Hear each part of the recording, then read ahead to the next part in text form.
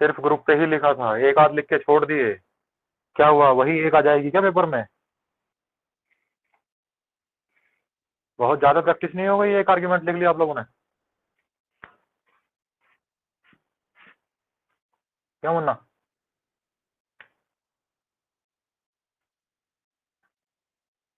फायदा क्या होगा इतना पढ़ाने का, इतनी मेहनत करने का, अगर आप एक बार भी पेन नहीं उठाओगे तो?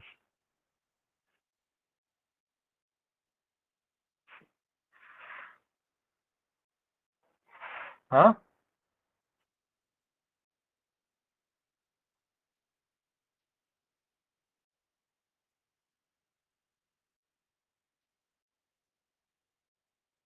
अरे साल बदल गया, आप लोग भी बदल जाओ। कब शुरू करोगे मेहनत? क्या सोचा है? कब करोगे?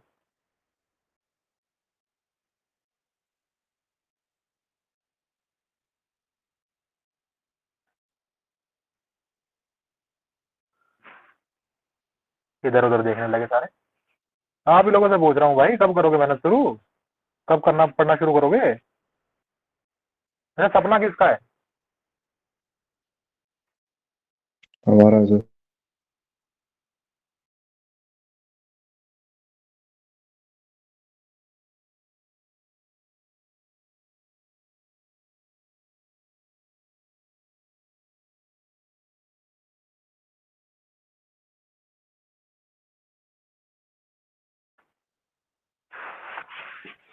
मैं आप ही लोगों से पूछ रहा हूँ, सपना आपका है तो पढ़ेगा कौन?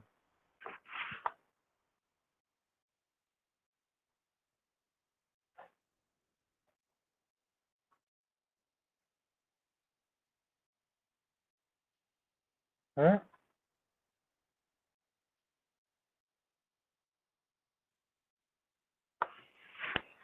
आप लोगों को पता है प्रॉब्लम क्या है?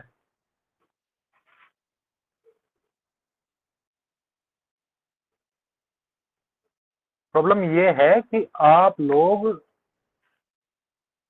एक प्रॉब्लम के हजार सॉल्यूशन ढूंढ के बैठते हो, लेकिन काम एक पे भी नहीं करते।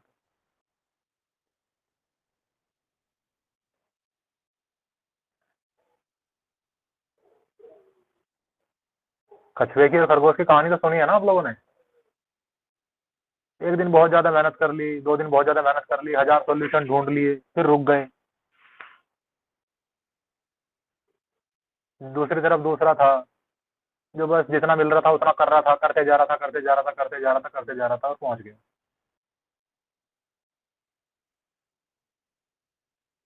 सेम पर्सनैलिटी आप लोगों की है। पता है, सिलेक्शन के लिए बहुत ज्यादा दिमागदार होना जरूरी नहीं है, बहुत ज्यादा इंटेलिजेंट होना जरूरी नहीं है। इवन मैं मानता हूँ कि बहुत ज्यादा समझदार लोगों के सिलेक्शन कम होता है। ये बहुत ही कंट्रोवर्शियल स्टेटमेंट रहेगी, लेकिन मैं मानता हूँ कि गधों के सिलेक्शन जल्दी हो जाता है,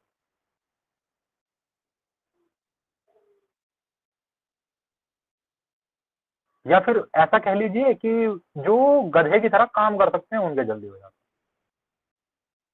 बजाय इसके जो इधर उधर बहुत ज्यादा सोचते हैं, इधर उधर बहुत ज्यादा देखते हैं, बहुत ज्यादा सोल्यूशन ढूंढते हैं, उनके नहीं हो पाते। कितना आसान है एक काम को शुरू करना और उसे करते रहना, करते रहना, करते रहना, और खत्म कर देना। लेकिन अपने आप से पूछ के देखिए, आपने कौन सा काम कब शुरू करके लास्ट, ऐसा कौन सा काम था जो आपने शुरू करके खत्म कर दिया? याद करिए, ऐसा लास्ट कब हुआ था कि आपने कोई काम शुरू किया और फिर उसे खत्म भी कर दिया? आपको समझ में आएगा कि आपने हमेशा काम बीच में ही छोड़े हैं, शुरू करके खत्म कुछ नहीं किया।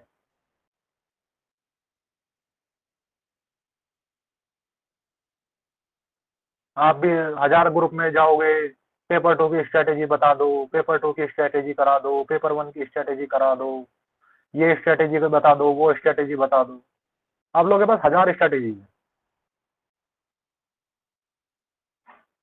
वीडियो पे कमेंट करोगे, वीडियोस पे जाओगे, ऑडियोज पे जाओगे, मैसेजेस पे जाओगे, टॉपर्स के पीछे भागोगे, टीचर्स के पीछे भागोगे, मेंटर्स के पीछे भागोगे।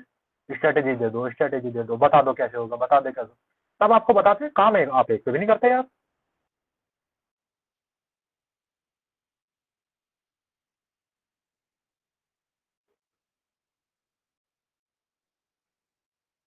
अच्छा बिल्कुल सच सच अपने दिल पे हाथ रख के बताना, मैंने आप लोगों की 3 क्लासेस ली हैं अब तक, है ना? आप लोगों को अब कभी भी एस्से और आर्गुमेंट को पढ़ने की ज़रूरत रहेगी?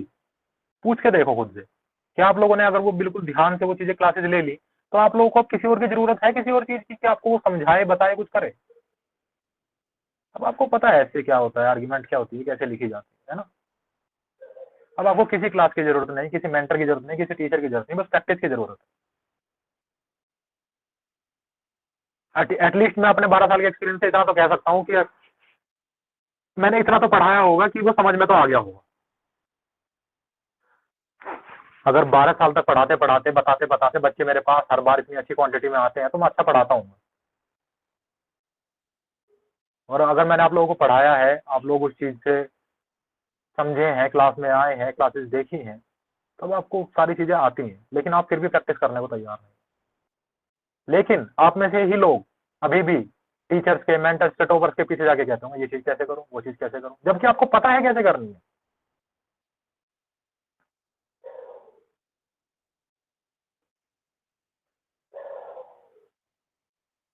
नॉलेज इज़ अ कर्स और आप लोग नॉलेज इकट्ठा कर रहे हो।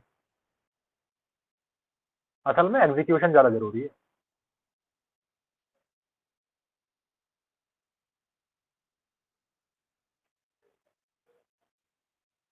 कोई शॉर्टकट नहीं है इस चीज़ का।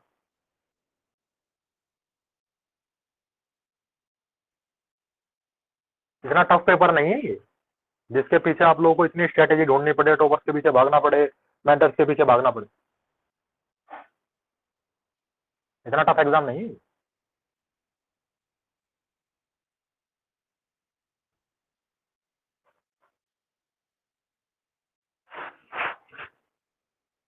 6 महीने की बराबर प्रैक्टिस, बराबर प्रिपरेशन और आप पार कर जाओगे। कोई रॉकेट साइंस नहीं है। कुछ लोगों को बुरा लग सकता है, लेकिन 4-4, 5-5 साल तैयारी करने के बाद भी वो लोग एस्पिरेंट्स कहलाने के लायक नहीं है। 95% लोग कंपटीशन में ना कभी थे, ना कभी हैं, ना कभी होंगे। उनमें से आप भी लोग भी हैं कि इतना इतना टाइम हो गया करते हुए, लेकिन आज तक एक भी बार एक भी किताब शुरू करके खत्म नहीं की है। दिल पे हाथ रख के हाथ उठा के बोलना एक बार कि किताबें उठाई तो बहुत बार है, लेकिन किताब कभी खत्म नहीं की। 2-2, 3-3, 4-4 साल की तैयारी के बाद भी।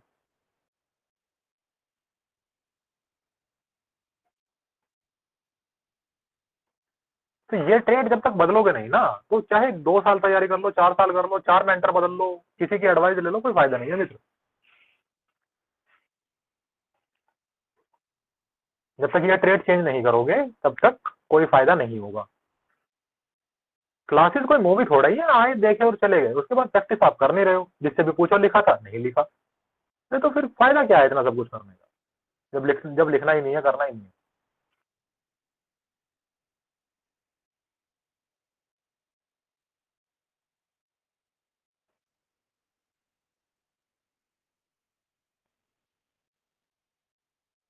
ये तो मेहनत वेस्ट करते हो आप लोग।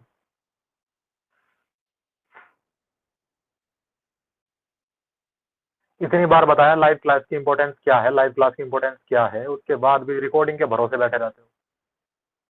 आप लोगों को सब एफर्ट सामने की तरफ से क्यों चाहिए, खुद से क्यों नहीं करने होता एक भी एफर्ट? मतलब सामने वाला तो आपके कदमों में बिछ जाए, सारा काम करे, सारी मेहनत करे, लेकिन बदले में हम उसे 1% भी एफर्ट ना दें। मैं नहीं कह रहा, कभी मैं कभी किसी को नहीं कहता, शायद एक आध बार मैंने बोला हो कि सपोर्ट का आप लोग देख लो, कर लो। मैं कभी किसी को नहीं कहता कि आप लोग लाइक करो, शेयर करो, कमेंट करो, बच्चों के एडमिशन कराओ, मेरा एडवर्टीजमेंट करो, मैंने कभी नहीं कहा। मैं हमेशा एक ही बात कहता हूँ, मेरे पास आए हो तो भाई उस चीज को रिस्पेक्ट दो और उस चीज पे काम करो। रिस्पेक्ट देने के लिए ये नहीं कह रहा हूँ कि आप मेरे को हाथ जोड़ो बोलो थैंक यू। रिस्पेक्ट देने के लिए मैं कह रहा हूँ मेरी क्लास के बाद जाओ, प्रैक्टिस करो। मेरे लिए वही रिस्पेक्ट है कि मेरे एफर्ट को रिस्पेक्ट दो। अगर मैं 2 घंटे पढ़ा के जा रहा हूँ, तो आप जाने के बाद कम से कम 1 घंटा तो प्रैक्टिस कर लो।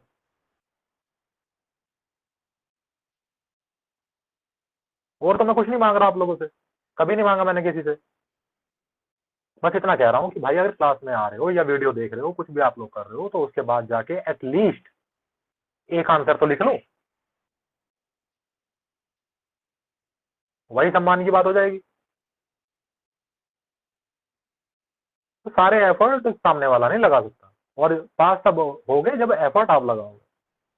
इसका एग्जांपल मैं बहुत बार दे चुका हूँ, एक बार फिर से दे दूंगा। आप लोगों में से कुछ लोग किसी इंस्टीट्यूट के लिए काम करते होंगे, या आपके जानने वाले करते होंगे 1-2 साल पहले, है ना। भाई पार्ट टाइम जॉब स्टूडेंट्स को चाहिए ही होती है, किसी इंस्टीट्यूट के लिए कर लेते हैं, कंटेंट बनाना, कॉपी चेक करना, एटीसी कर लेते हैं सभी। उन लोगों के रिजल्ट जल्दी आ जाते हैं। आप लोगों ने देखा इंस्टीट्यूट क्लेम करते हैं फ्रॉम आवर टीम, ये कैंडिडेट की ये रैंक आ गई, उस टीम की वो आ गई, है ना, मेंबर की ये आ गई। क्यों? क्योंकि तब वो रियली में काम कर रहे होते हैं कंटेंट पे, लिखने पे, प्रैक्टिस पे, सोचने पे। लेकिन वो उसने तब नहीं किया जब वो अपने लिए काम कर रहा था, वो उसने तब किया जब वो किसी और के लिए कर रहा था। लेकिन फायदा उसे तब भी हुआ, क्योंकि काम तो कर ही रहा था, चाहे अपने लिए या किसी और के लिए, काम वही कर रहा था। लेकिन तब काम करना मजबूरी हो गई, वरना सैलरी नहीं मिलेगी। आप लोग भी इस काम को, ये जो आप लोग सोचते हो प्रिपरेशन हम फालतू में कर रहे हैं, प्रिपरेशन हम फालतू में कर रहे हैं, इतना टाइम हो गया, ये हो गया, आप भी तो ये लोग सोच सकते हो कि इससे हमें सैलरी मिलेगी, 1 साल बाद मिलेगी। ये भी तो नौकरी है, अपने लिए कर रहे हो ना।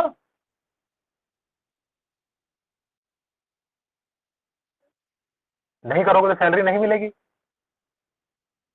तो भाई ये भी नौकरी है, अपने लिए ही कर रहे हो, प्लीज ऐसा मत करो। थोड़ी सी इज्जत हमारे एफर्ट को भी दो, थोड़ी सी इज्जत अपने फ्यूचर को भी दो, थोड़ी सी इज्जत अपने पेरेंट्स को दो, जो आप लोगों से रोज ये उम्मीद लगा के रखते हैं कि देखो हमारा बच्चा बैठ के पढ़ाई कर रहा है, और बच्चा स्क्रॉल कर रहा है स्नैपचैट, इंस्टाग्राम।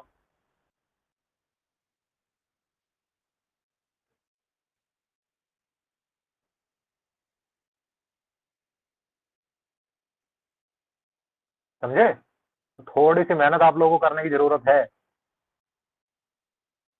और मेहनत तब होती है जब अपने आप को डेडलाइन देते हो। ओपन एंडेड मेहनत कभी नहीं हो सकती। आप लोग सोचो कि मैंने रनिंग स्टार्ट कर दी, अब मैं पूरी जिंदगी दौड़ूंगा, एक 1-1.5 हफ्ते में बंद कर देते हो। मैंने डाइटिंग शुरू कर दी, अब तो मैं हमेशा करूंगा, कुछ दिन में बंद कर देता हूँ। There should be a deadline. Effort deadline के हिसाब से लगते हैं। अपनी दीवार पे सामने साफ साफ लिख दो, आज से 19 जुलाई, केवल 19 जुलाई में आर्या पार। 19 जुलाई के बाद किताब नहीं उठाऊंगा, उससे पहले रखूंगा नहीं। खुद को डेडलाइन दो, कितने दिन काम करना है? 6 महीने 16 दिन, सिर्फ 6 महीने 16 दिन। डेडलाइन दो कि सिर्फ 6 महीने 16 दिन काम करना है, पढ़ाई करनी है, मेहनत करनी है, जितने मजा करने हैं उसके बाद कर लूंगा।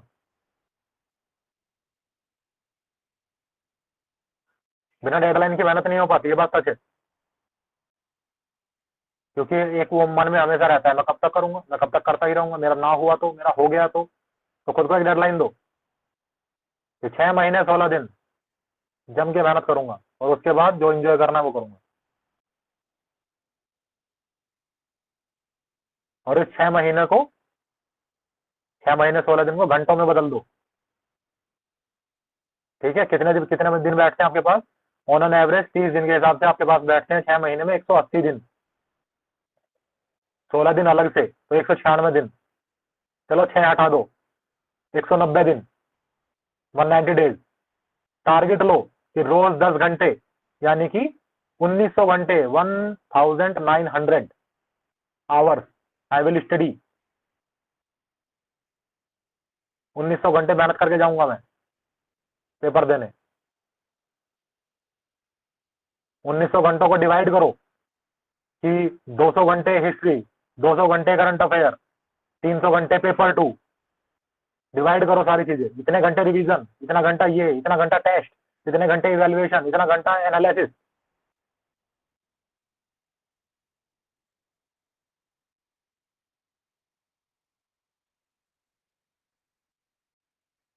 और सोच के देखो 1900 घंटे में क्या क्या करना है। 6 सब्जेक्ट पेपर 1 के, current affair paper 2, revision, test, analysis. 2 घंटे का मॉक 1, 3 घंटे का मॉक 2, 5 घंटे, और 5 ही घंटे इन दोनों के एनालिसिस और इवेल्युएशन के। 10 घंटे, आपने 10 टेस्ट भी दिए दोनों के मिला करके, तो 100 घंटे गायब,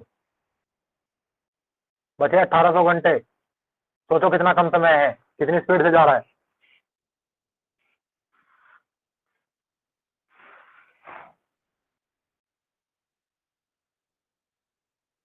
सब बताते हैं स्मार्ट स्टडी, स्मार्ट स्टडी। ये होती है स्मार्ट स्टडी की मैं बिल्कुल एक एक चीज का मेरे पास हिसाब है कि मैं कितने घंटे क्या करूंगा, किस किस डेट में कितने घंटे कहाँ मेरे एलोकेटेड हैं,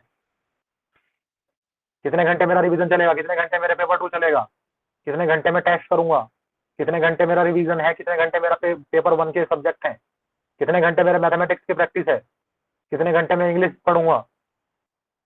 वो सारी चीज पहले से शेड्यूल्ड है कि 1900 घंटे 2000 घंटे में करके जाऊंगा।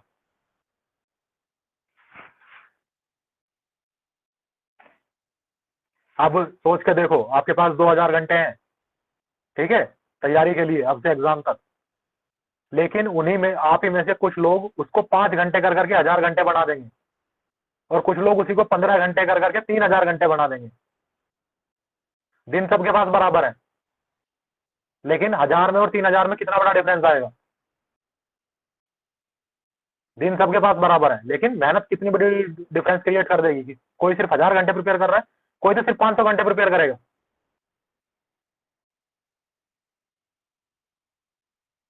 जो दिन में 2 ढाई घंटे 3 घंटे पड़ेगा ना रोज, वो सिर्फ 500 घंटे प्रिपेयर करेगा। जो 5 घंटे पड़ेगा वो 1000 घंटे प्रिपेयर करेगा, जो 10 घंटे पड़ेगा वो 2000 घंटे प्रिपेयर करेगा। देख लो, और कहने को सबके पास समय बराबर है।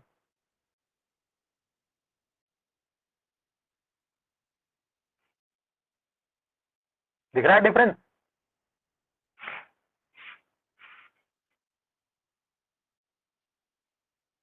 चलो, पेपर 2 का बहुत बड़ा टॉपिक नहीं है, मुझे आप लोगों को बताना है स्ट्रक्चर ऑफ रिपोर्ट। बहुत बड़ा नहीं है, 5 मिनट में बता दूंगा मैं। फिर उसके बाद आपकी 2 क्लासेस बचेगी प्रैक्टिस की, उनमें प्रैक्टिस कराऊंगा मैं एस्से, आर्ग्यूमेंट और रिपोर्ट, ठीक है। लेकिन इन सारी बातों को ध्यान दो मित्र, सपना आपका, मेहनत आपकी। आपके सपने के लिए कोई और मेहनत नहीं कर सकता।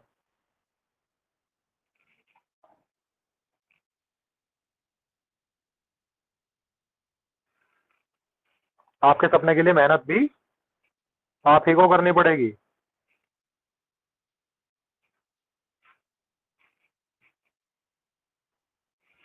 हालांकि सारी चीजें मैंने पहले से वीडियोस में बताई हुई है, चैनल पे पड़ी हुई है, बट एक बार मैं मोटा मोटा फिर से बता देता हूँ, क्योंकि टाइम कम है, आज लेट हो गया था और इसके बाद इंटरव्यू क्लास भी है, तो एक बार फिर से बता देता हूँ, ठीक है। देखो, आज हम बात करेंगे रिपोर्ट के बारे में। अरे हट गए, रिपोर्ट राइटिंग।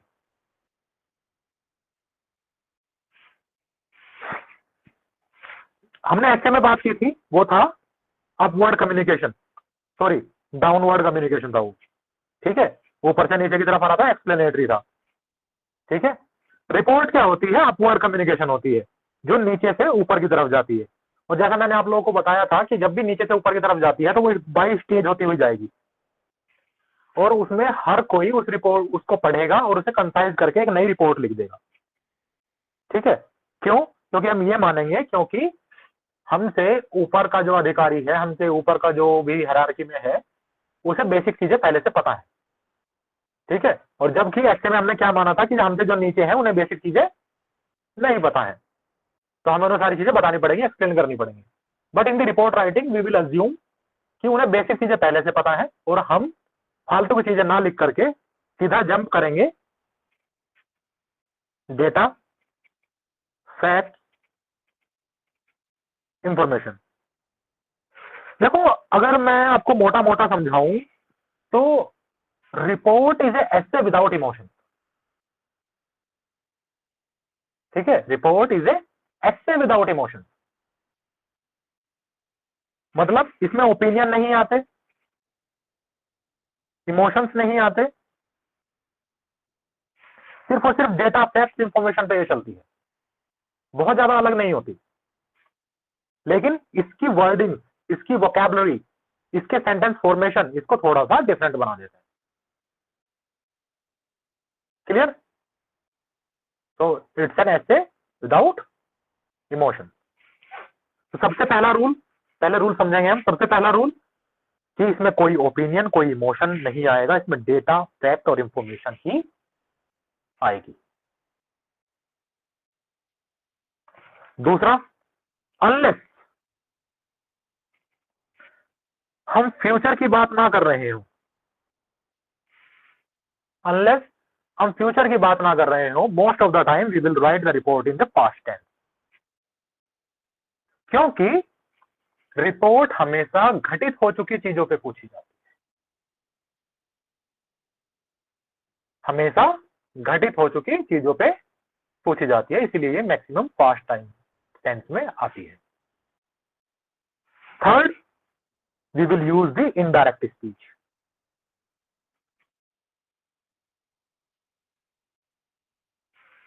हम इसमें कोशिश करेंगे, ये ऐसे किसी किताब में लिखे हुए रूल नहीं है, ये बस रिपोर्ट को अच्छा बनाने के लिए मैं नहीं बता रहा हूं, ऐसा मान लो, किसी किताब के लिखे हुए रूल नहीं है, कि हम कोशिश करेंगे इनडायरेक्ट स्पीच का। क्यों? हम रिपोर्ट लिख रहे होंगे एज ए थर्ड पर्सन, क्योंकि घटना हमारे साथ घटित नहीं हुई है, तो we are not the first party. हम रिपोर्ट अपने लिए नहीं लिख रहे हैं, we are not the second party, तो we are the third party. Getting my point और नॉट? ठीक है, तो we are the third party. हम कोशिश करेंगे कि इनडायरेक्ट में लिखें, हर टाइम जरूरी नहीं है लिखें, लेकिन कोशिश करेंगे। ऐसे ही हर टाइम जरूरी नहीं है पास्ट टेंस, लेकिन कोशिश करेंगे कि पास्ट टेंस में ही रहे, क्योंकि वो ऑलरेडी घटित हो चुकी है। तो ये तीन बेसिक चीजें हैं जिनमें हम कोशिश करेंगे। इसके बाद हम आते हैं फॉर्मेट पे। Format, in the upper left corner we will write name of the reporter. आप यही सोच लो, बस ऊपर नेम, डेट, प्लेस, ये तीन चीजें हम डालेंगे, name, date and place, in the upper left corner of the page. Name में हम लिखेंगे फर्स्ट ब्लैंक, ब्लैंक छोड़ सकते हैं। इसके अलावा एक्स वाई जी हम लिख सकते हैं, ए बी सी हम लिख सकते हैं, इसके अलावा हम कुछ नहीं लिख सकते। A B C, X Y Z और ब्लैंक, इन तीनों में से कुछ भी यूज कर सकते हैं। In the date, none other than D D, M M, Y Y Y Y. हम इतना लिख के छोड़ेंगे, कभी भी डेट नहीं डालेंगे, कोई इंफॉर्मेशन नहीं देंगे। क्लियर? हमेशा यही लिखेंगे, D D, M M, Y Y. Place same, blank, X Y Z, A B C. इनके अलावा प्लेस भी नहीं लिखेंगे। कुछ लोग यहाँ पे लिखते हैं न्यू दिल्ली या अपने सेंटर का नाम, नहीं, कुछ नहीं लिखेंगे, हम सिर्फ X Y Z, A B C. Clear? इनके अलावा ये नहीं कहना है कि सर मैं तो दिल्ली लिख दिया, मैंने तो ये लिख दिया, मैंने तो वो लिख दिया, नहीं, हम कुछ नहीं लिखेंगे, सिर्फ एक्स वाई जेड या एबीसी। यहाँ पे एक्स वाई जेड लिखा है, यहाँ पे एबीसी लिख दो, यहाँ पे एबीसी लिखा है, यहाँ पे एक्स वाई जेड लिखो, सिंपल। क्लियर? और डेट में D D, M M, Y Y Y Y. ठीक, next para number 1, next para number 2, next para number 3। If demand create करती है स्टेटमेंट, तो पैरा नंबर 4 आएगा, अदरवाइज नहीं आएगा। किसी में आता है, किसी में नहीं आता है, मैं टॉपिक टू टॉपिक बता दूंगा जब प्रैक्टिस कराऊंगा। ठीक है? After that sources, sources mention करने ही होते हैं। मैं कराता ही हूँ, बहुत सारे टीचर्स नहीं भी कराते, और वो भी उनके बच्चे भी पास हो रहे हैं, तो कोई हार्ड एंड फैक्ट रूल नहीं है कि होगा ही होगा, बट मैं कराता हूँ। तो आप यहाँ लिखेंगे सोर्सेस, सोर्सेस नंबर 1, सोर्सेस भी रख लो मेरी तरफ से, PIB। ठीक है, ये नहीं पूछना मैं इस अखबार का नाम डाल दूंगा, उस वेबसाइट का नाम डाल दूंगा ना, जो मैं दे रहा हूँ रख लो। ठीक है, फर्स्ट PIB हमेशा लिख देना है। Second, concerned ministry. अब या तो एज इट इज ये वर्ड उतार दो, कंसर्न्ड मिनिस्ट्री, या फिर अगर आपको पता है कि वो रिपोर्ट का टॉपिक किस मिनिस्ट्री के अंडर आता है, तो लिख दो मिनिस्ट्री का नाम। ठीक है, जैसे ministry of home affairs, ministry of defence, ministry of agriculture, या human and development, human and children development, जो भी कोई हो, तो या तो नाम लिख सकते हो या फिर सीधा लिख दो कंसर्न्ड मिनिस्ट्री। ठीक है, दोनों चल जाएंगे, कोई दिक्कत नहीं। यही दोनों नाम हम हमेशा डालेंगे सोर्सेज में, कोई अखबार हम नहीं डालेंगे, कोई न्यूज पोर्टल हम नहीं डालेंगे, कोई थर्ड पार्टी का नाम हम नहीं डालेंगे। Clear? PIB government source, ministry government source. ठीक है, यानी कि जो डेटा हमारे पास है, जो भी हम रिपोर्ट में लिख रहे हैं, वो हमें गवर्नमेंट से ही प्राप्त हुआ है। क्लियर? इन 3 पैरा में क्या लिखेंगे? First intro, intro of what I will tell, causes and effects in the second para. किसी का कॉज हो सकता है, किसी का इफेक्ट और किसी के दोनों। अभी बताऊंगा कैसे कैसे। ठीक है, इसके बाद गवर्नमेंट हैंडलिंग। फोर्थ पैरा अगर डिमांड करता है, अगर डिमांड करता है तो ये गवर्नमेंट हैंडलिंग का फोर्थ पे शिफ्ट हो जाएगा और थर्ड पे एक ऐड होगा नया, अगर डिमांड करता है एसोसिएटेड प्रॉब्लम।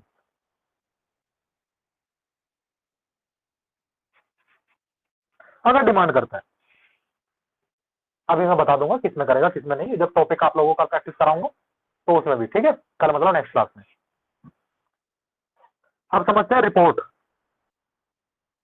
देखो, रिपोर्ट 20 से ज्यादा तरह की होती है, लेकिन मैं आपके PYQ से, प्रीवियस ईयर क्वेश्चन से, अरे आयुष शर्मा साहब एक बार उसमें इंटरव्यू के ग्रुप में बोल देना कि 10 मिनट और लगेंगे।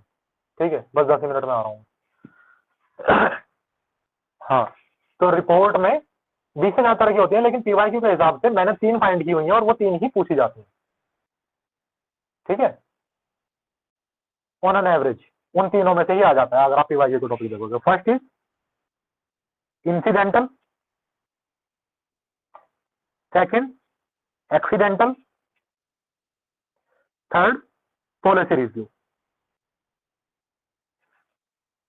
इन 3 से बाहर अभी तक CAPF का टॉपिक नहीं गया है, तो मैं आप लोगों को ये 3 ही सिखाऊंगा।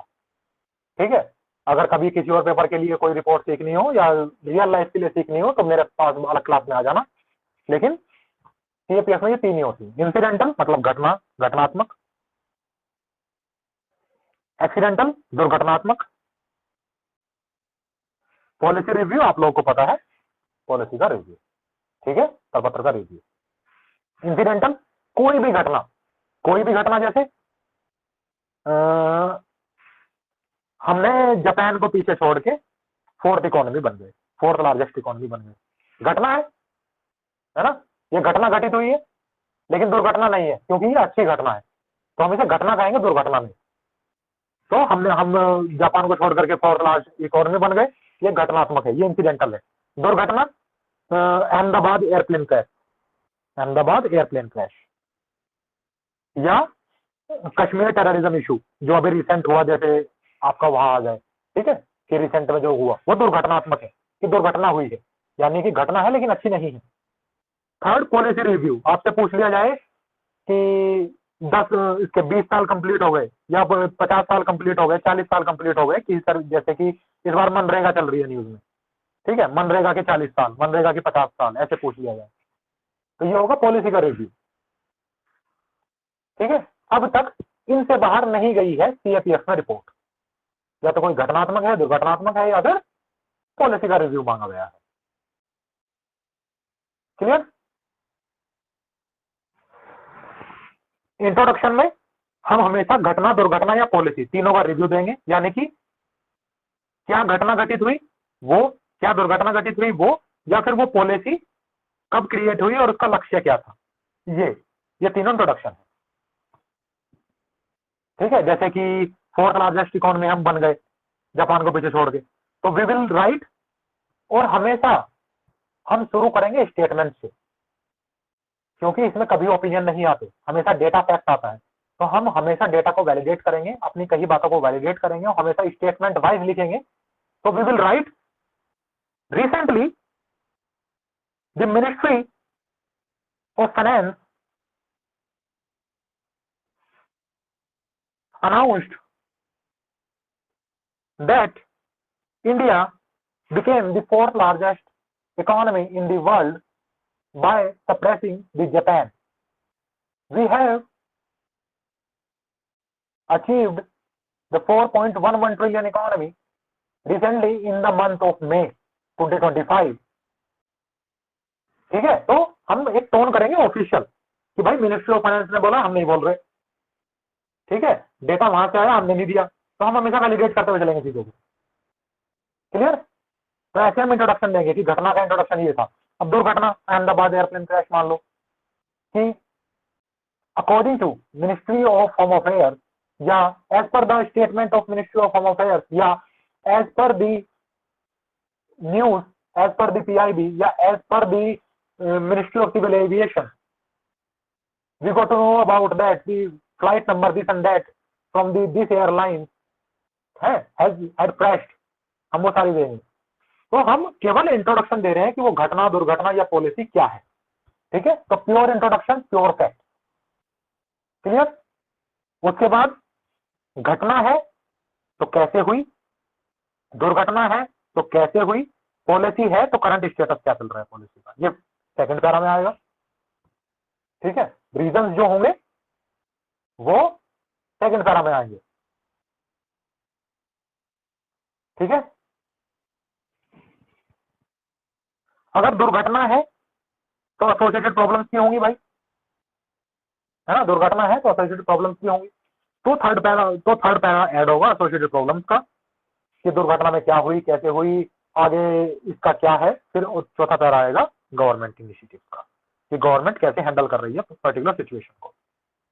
जैसे घटना है, फोर्थ लार्जेस्ट बनी है, तो गवर्नमेंट क्या कर रही है, गवर्नमेंट फुली ट्राई कर रही है कि अपना पीपीपी मॉडल भी बढ़ाए, हमें थर्ड लार्जेस्ट इकोनॉमी लेकर के जाए, और इससे देश में क्या चेंजेस आएंगे जिससे हमारी इकोनॉमी और बढ़ेगी, ये गवर्नमेंट कर रही है।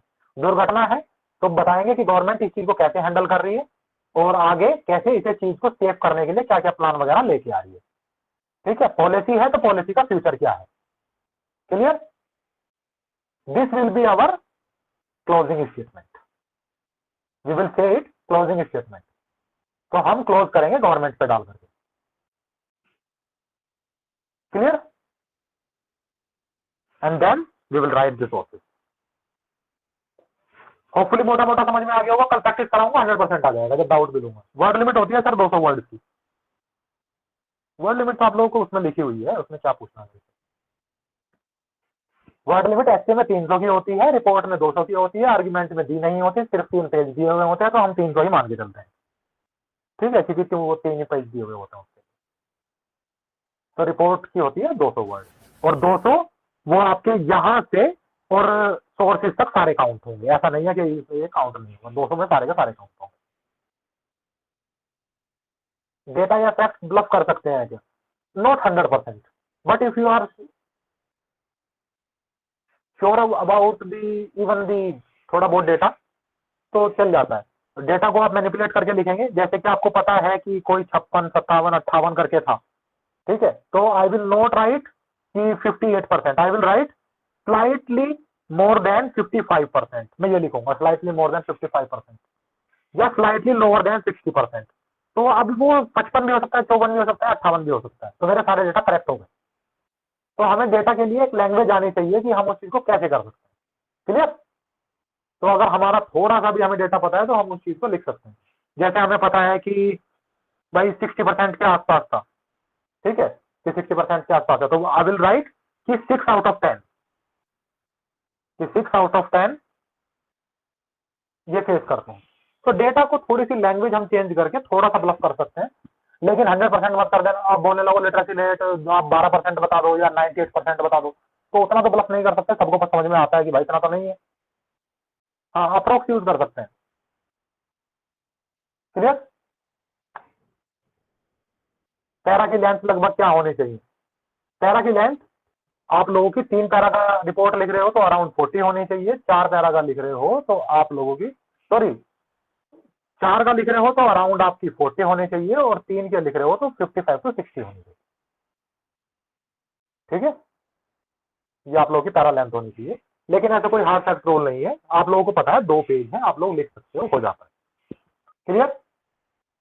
चलो, जो भी डाउट होंगे मैं नेक्स्ट क्लास में लूंगा, पूरी प्रैक्टिस कराऊंगा, एक ऐसे एक आर्गुमेंट एक रिपोर्ट फिर से।